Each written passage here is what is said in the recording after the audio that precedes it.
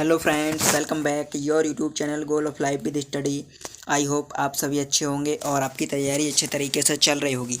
जैसा कि आपने थंबनेल में देख ही लिया है, आज हम बहुत ही महत्वपूर्ण एग्ज़ाम के बारे में बात करने वाले हैं। और ये जो एग्ज़ाम है आपके लिए बहुत ही महत्वपूर्ण हो सकता है, ये एंट्रेंस एग्ज़ाम। यदि आप भी बायोलॉजी बैकग्राउंड से बिलोंग करते हैं या फिर मेडिकल या पैरामेडिकल या नर्सिंग के क्षेत्र में अपना कैरियर बनाना चाहते हो, तो इस एक एग्ज़ाम को देकर आप 10 से भी ज़्यादा, हम कह सकते हैं 15-20 कोर्सेज में एडमिशन ले सकते हैं केवल एक एग्ज़ाम को देकर।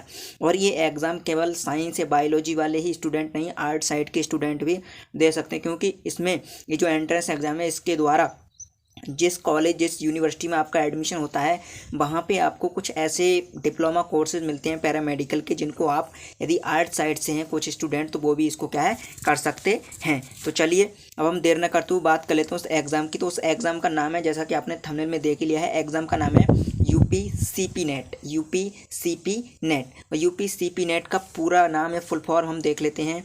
तो इसका पूरा नाम क्या होगा?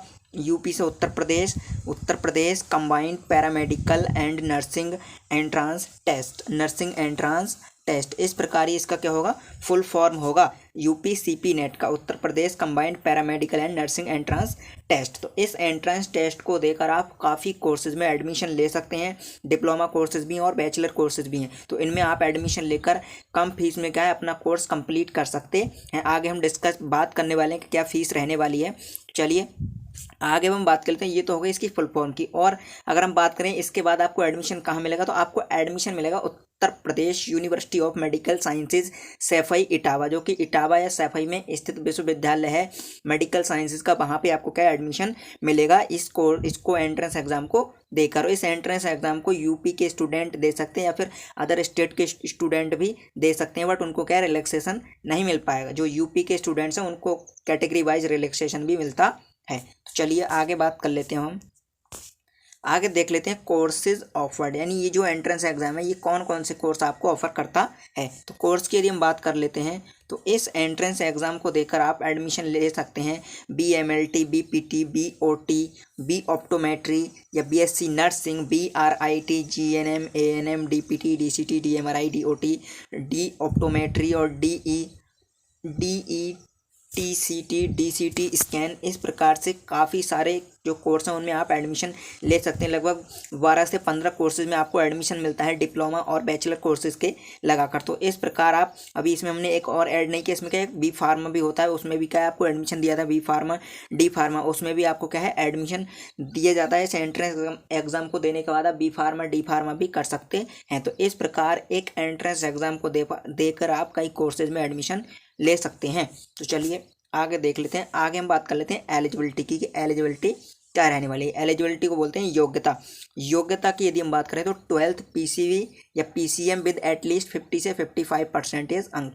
बट यदि आपका रिजल्ट नहीं आया है तो आप इसको अपियरिंग में भी भर सकते हैं। और कुछ कोर्सेज ऐसे हैं जिनको PCV वाले कर सकते हैं, कुछ ऐसे हैं PCM वाले भी कर सकते हैं, और कुछ कोर्स ऐसे हैं जिनको आर्ट साइड या कॉमर्स के स्टूडेंट भी क्या है कर सकते हैं। वो जो कोर्स होंगे वो डिप्लोमा कोर्स होंगे जो आर्ट और कॉमर्स के स्टूडेंट कर सकते हैं। बट बैचलर कोर्सेज और डिप्लोमा कोर्सेज दोनों करना चाहते हैं तो PCV और PCM वाले स्टूडेंट कर सकते हैं। तो कुछ कोर्स ऐसे हैं जिनको केवल PCV वाले ही कर सकते हैं।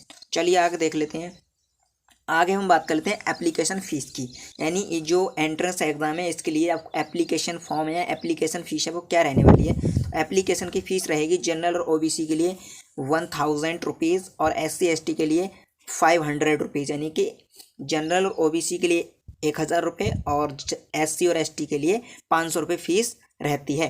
चलिए आगे हम बात कर लेते हैं। आगे हम बात कर लेते हैं एग्ज़ाम डेट्स की। ये जो डेट्स यहाँ पर दी गई हैं आपको 2023 की, ये सब टेंटेटिव या एक्सपेक्टेड डेट्स हैं। बट ये जो डेट है आपकी थोड़ा बहुत आगे बढ़ सकती है या फिर जून के किसी भी वीक में ये फॉर्म आपके रिलीज़ हो सकते हैं, एप्लीकेशन स्टार्ट हो सकते हैं। तो ये कोई कंफर्म डेट नहीं है। पिछले जो ईयर्स था, पिछले लास्ट ईयर था, उसके अकॉर्डिंग ये डेट हमने आपको यहाँ पर प्रस्तुत की है। बट इसके आधार पर आप अनुमान लगा सकते हैं कि ये एग्ज़ाम कब तक होता है और फॉर्म कब आते हैं। तो चलिए देखते हैं। स्टार्टिंग डेट की हम बात कर लेते हैं। तो स्टार्ट डेट ऑफ एप्लीकेशन, तो जून में आपके एप्लीकेशन स्टार्ट हो जाएंगे। अब जून के फर्स्ट वीक या सेकंड वीक में ये आपके स्टार्ट हो जाएंगे। और एडमिट कार्ड ये भी जून रहेगी, यानी 1 महीने तक आपके एप्लीकेशन फॉर्म चलेंगे। उसके बाद यदि हम बात करें एडमिट कार्ड की, तो एडमिट कार्ड रिलीज़ आपके होंगे जुलाई में। और एंट्रेंस एग्ज़ाम की यदि हम बात कर लेते हैं, तो जो आपका एंट्रेंस एग्ज़ाम है वो भी क्या है, जुलाई में कंडक्ट कराया जाएगा। जुलाई के बाद आंसर की जुलाई या फिर अगस्त के फर्स्ट वीक तक जा सकता है, वहीं आंसर की अगस्त, और रिजल्ट भी आपका अगस्त में डिक्लेयर कर दिया जाएगा। उसके बाद अगस्त के बाद आपकी काउंसलिंग प्रक्रिया प्रारंभ हो जाएगी। और ये जो आपकी डेट्स दी गई, ये डेट्स टेंटेटिव हैं, एक्सपेक्टेड हैं, ये डेट आगे पीछे हो सकती हैं, बट जैसे ही इसका ऑफिशियल नोटिफिकेशन आता है हम आपको इन्फॉर्म कर देंगे। तो यदि आप भी इस एंट्रेंस एग्ज़ाम के बारे में जानना चाहते हैं, फिर इसकी तैयारी करना चाहते हैं, तो आप हमसे जुड़ सकते हैं। तो चलिए आगे हम बात कर लेते हैं एग्ज़ाम पैटर्न की। एग्ज़ाम पैटर्न क्या रहता है, तो ड्यूरेशन की यदि हम बात करें, ड्यूरेशन मतलब अवधि। ये जो एग्ज़ाम है, इस एग्ज़ाम को देने के लिए आपको कितना समय मिलता है, तो इसमें आपको मिलता है 120 मिनट्स आपको मिलते हैं, यानी कि 2 घंटे। और मीडियम की यदि हम बात करें तो मीडियम हिंदी एंड इंग्लिश दोनों ही मीडियम में आपको ये एग्ज़ाम मिलेगा। मोड ऑफ एग्ज़ाम, यानी एग्ज़ाम का मोड क्या होगा, एग्ज़ाम का मोड होता है ऑफलाइन। और total number of questions 100 questions होंगे आपके। Types of questions MCQ base आपके ये क्वेश्चंस होंगे। एमसीक्यू आधार है मल्टीपल चॉइस क्वेश्चन। इसमें आपके 2 पेपर होंगे। जो पहला पेपर होगा वो साइंस के स्टूडेंट्स के लिए होगा, दूसरा पेपर होगा वो आर्ट्स के स्टूडेंट के लिए होगा। और जो पेपर है, पेपर में कितने क्वेश्चंस किस पार्ट से किस सब्जेक्ट से आते हैं, तो उसके लिए हम एक अलग सेपरेट वीडियो बनाएंगे। और यदि आप ये जानना चाहते हैं कि ये जो कोर्स यहाँ पर आपने देखे बीएससी नर्सिंग, बीपीटी या फिर बी ऑप्टोमेट्री, इनमें कितनी कितनी सीटें हैं, तो उसके लिए हम एक अलग से वीडियो लाएंगे। तो आज की वीडियो में इतना ही। और यदि आप इस एंट्रेंस एग्ज़ाम को देना चाहते हैं, फिर बायोलॉजी के क्षेत्र में आगे अपना कैरियर बनाना चाहते हैं, तो आप हमसे जुड़ सकते हैं, क्योंकि हम बायोलॉजी से रिलेटेड कैरियर ऑप्शंस, कोर्स या एंट्रेंस एग्जाम से संबंधित जानकारी लाते रहते हैं। तो आज की वीडियो में इतना ही, मिलते हैं अगली वीडियो में, तब तक के लिए धन्यवाद। जय हिंद।